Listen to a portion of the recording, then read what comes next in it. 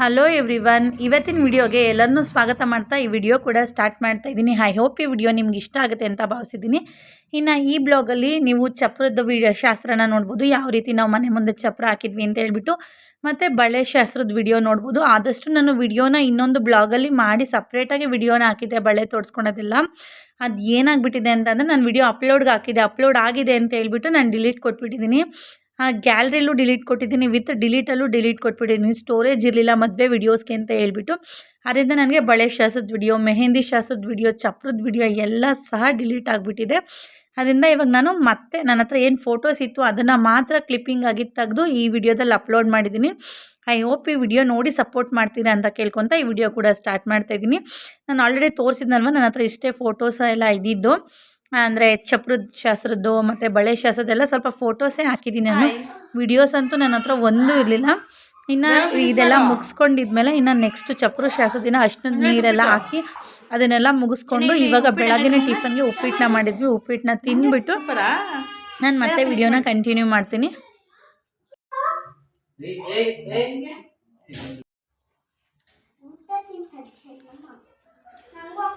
ಬಾಕಿ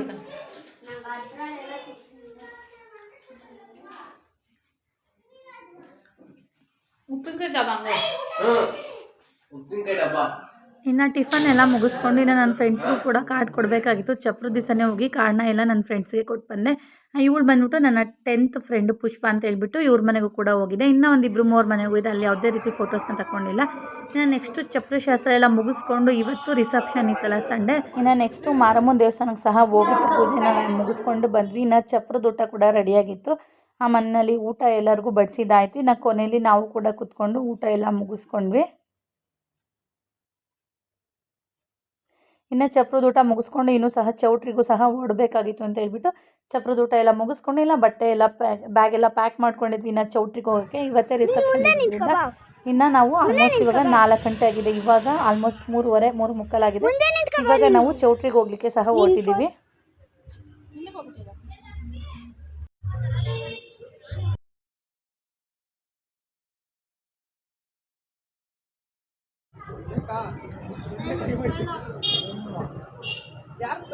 ಇನ್ನು ಚೌಟ್ರಿಗೆ ಕಡೆ ಹೊರಟಿದ್ದಾಯಿತು. ಅಲ್ಲಿಗೆ ಹೋದ್ಮೇಲೆ ಚೌಟ್ರಿಲಿ ಕಾಲು ತೊಳೆದ್ಬಿಟ್ಟು ಫ್ರೆಂಡ್ನ ಕರ್ಕೊಳೋ ಶಾಸ್ತ್ರ ಎಲ್ಲ ಇತ್ತು. ನಾವು ರೆಡಿ ಆಗ್ತಾ ಇರೋದ್ರಿಂದ ಯಾವುದೇ ರೀತಿ ಕ್ಲಿಪ್ಪಿಂಗ್ಸ್ನ ಮಾಡ್ಕೊಂಡಿರಲಿಲ್ಲ. ಇನ್ನು ನೆಕ್ಸ್ಟ್ ಮೇಕಪ್ ಮಾಡಿಸ್ಕೊಳ್ಳೋಣ ಅಂತ ಅಂದ್ಬಿಟ್ಟು ನನ್ನ ಫ್ರೆಂಡೇ ಬಂದಿದ್ದು ಮೇಕಪ್ ಮಾಡಿದ್ದು. ಅವಳೇ ಕೂಡ ರೆಡಿ ಮಾಡಿದ್ದು, ತುಂಬಾ ಚೆನ್ನಾಗಿತ್ತು.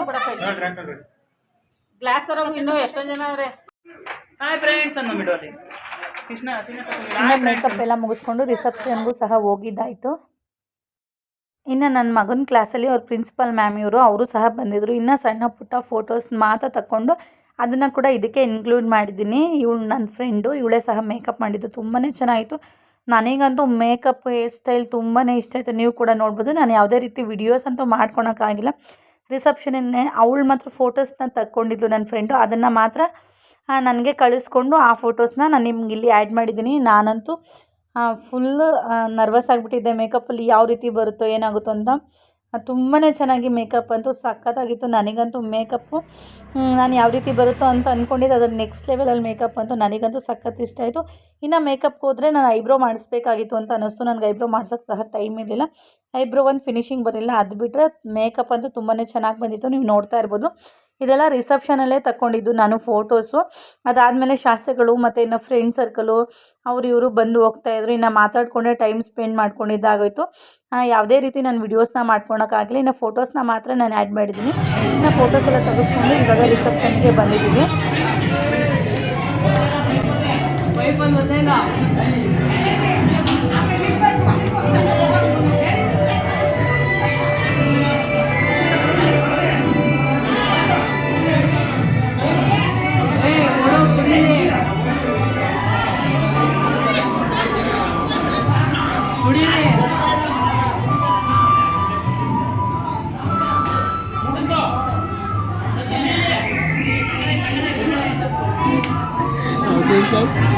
ಇನ್ನು ರಿಸೆಪ್ಷನ್ನ ಮುಗಿಸ್ಕೊಂಡು ಹೋಗ್ತಾ ಇರೋರಿಗೆ ಅರಿಶಿನ ಕುಂಕುಮ ಎಲ್ಲ ಕೊಟ್ಟು ಕಳಿಸಿದ್ದಾಯಿತು.